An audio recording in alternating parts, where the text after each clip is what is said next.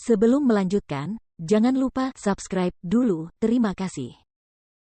Bab 192, Apakah Kiki jatuh cinta? Bukan hanya Akademi Tari Rong Junhan, Galeri Seni Papayu juga tak luput dari kemelut. Poster-poster tentang pernikahan palsu Yu Jing tertempel di seluruh papan iklan di area perumahan mereka. Hal ini membantu para pembaca untuk memahami mengapa Akademi Tari dan Galeri Seni tersebut hancur, gara-gara putri mereka terlibat dalam pernikahan palsu untuk mendapatkan cinta dan uang dari korbannya. Rong Junhan dan keluarganya sangat marah. Namun, mereka tidak dapat menemukan orang yang melakukan itu. Dan mereka tidak dapat menebak apa langkah selanjutnya. Belakangan ini, Yu Jing harus mengenakan topi dan masker untuk menutupi wajahnya saat keluar rumah. Karena orang-orang akan bergosip tentangnya setiap kali melihatnya. Lihat, itu wanita jahat. Kita tidak boleh mengambil jalan ini ke sekolah lagi, ayo kita cari jalan memutar. Wanita penipu itu lagi. Kudengar dialah yang menyebabkan kebangkrutan pemuda kaya itu.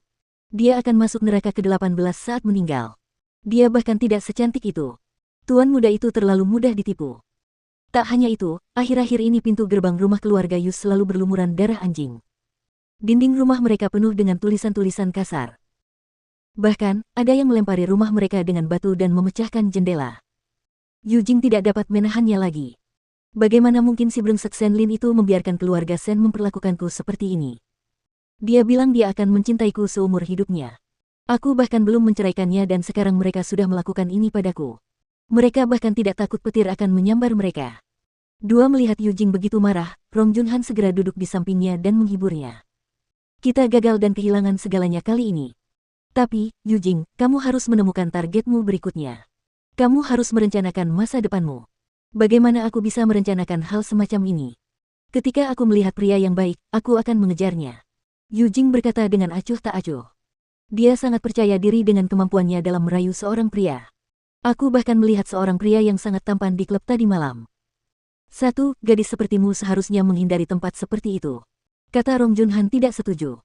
Ibu, aku menahan diri agar bisa menjadi istri yang baik bagi Sen Lin. Tapi apa yang kudapatkan? Aku tidak mendapatkan apa-apa. Jadi, mengapa aku harus terus menahan diri?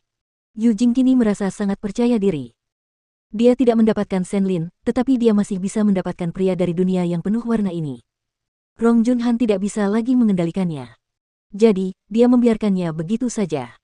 Malam itu, Yu Jing pergi ke klub lagi. Ia ingin mencoba peruntungannya untuk melihat apakah lelaki tampan itu ada di sana. Ia memang cukup beruntung ketika lelaki tampan berdarah campuran itu menanggapinya. Mereka saling menggoda. Yu Jing minum terlalu banyak anggur dan ia mabuk. Saat ia bangun keesokan paginya, ada 5 lelaki tidur di sekelilingnya, telanjang. Dia bahkan tidak tahu bahwa dia telah jatuh ke dalam perangkap. Mereka berencana untuk membalas dendam padanya. Mata ganti mata, gigi ganti gigi. Mungkin seluruh keluarga belum tahu bahwa neraka mereka sudah dimulai. Karena Sen Jianchuan sudah bangun, dia akan dengan senang hati memilih cara yang lambat untuk menyiksa keluarga ketiganya. Dia tidak akan berhenti sampai mereka menjadi gila atau mati. Kali berikutnya Mu Kiki menjenguk ayahnya di rumah sakit, kemampuan bicaranya jauh lebih baik. Sepertinya kamu akan bisa hidup seperti orang normal dalam setahun. Mu Kiki tersenyum saat dia menyajikan sup untuk Sen Jianchuan. Sen Jianchuan merasa puas dengan hidupnya jika ia bisa melihat putrinya. Namun ia tetap berkata, aku lebih suka berbaring di tempat tidur selamanya, karena dengan begitu kau akan selalu datang berkunjung. Aku akan selalu datang mengunjungimu bahkan saat kamu sudah pulih. Sebenarnya, Mu Kiki penasaran untuk mengetahui apakah semua nasib sial yang menimpa Rong Junhan adalah perbuatan ayahnya. Ada yang ingin kamu tanyakan? Sen Jianchuan menyadari keinginan putrinya untuk menanyakan sesuatu. Semua yang terjadi pada Rong Junhan dan putrinya. Ngomong-ngomong, ambil benda itu di bawah bantalku dan berikan pada Sen Lin. Sen Jianchuan berkata pada Mu Kiki. Apa? Mu Kiki mengulurkan tangannya ke bawah bantal dan mengeluarkan stik USB. Apa isinya? Beberapa hal yang tidak senonoh. Namun, ada baiknya bagi Sen Lin untuk melupakan dendamnya. Mu Kiki mengangguk dan menyimpan stik USB dengan hati-hati. Ayah, sejauh mana kamu akan menangani ketiganya? Sen Jianchuan tidak bisa menjawab pertanyaannya. Siapa yang tahu? Dia hanya mengikuti kata hatinya. Melihatnya tidak menjawab pertanyaannya, Mu Kiki tahu bahwa ayahnya pasti punya rencana jahat. Dia sangat mirip Seng Xiao dalam hal ini. Mereka akan memastikan bahwa mereka tidak akan kalah. Dan mereka tidak akan pernah lupa untuk membalas dendam. Apakah kamu punya pacar? Mu Kiki tercengang oleh pertanyaan tiba-tiba Shen Jianchuan.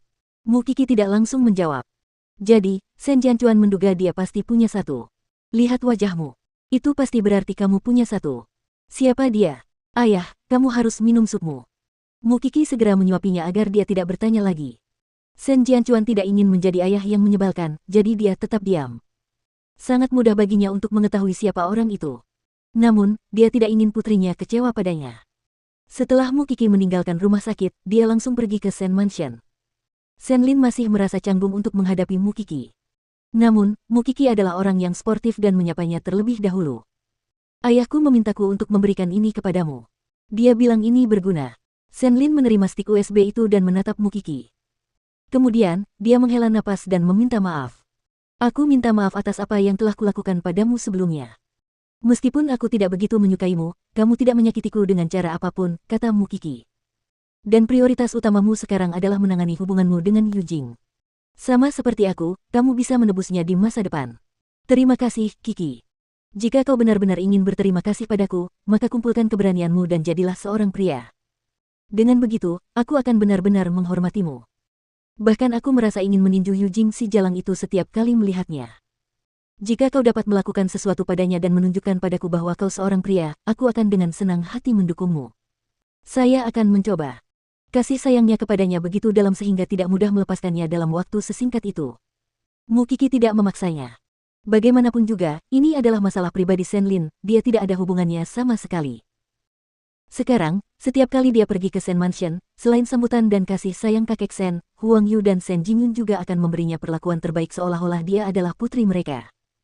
Status Mu Kiki dalam keluarga meningkat pesat sejak saat itu.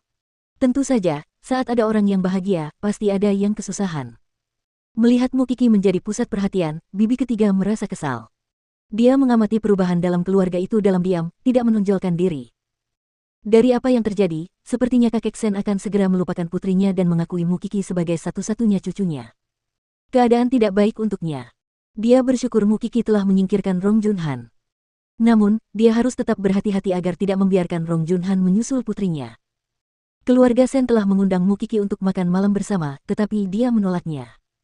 Dia berkata dia ingin pulang dan makan malam dengan bibinya.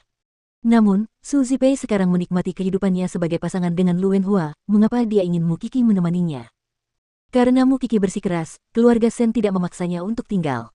Setelah Mu Kiki pergi, Huang Yu bertanya kepada kakek Shen. Apakah Kiki sedang jatuh cinta?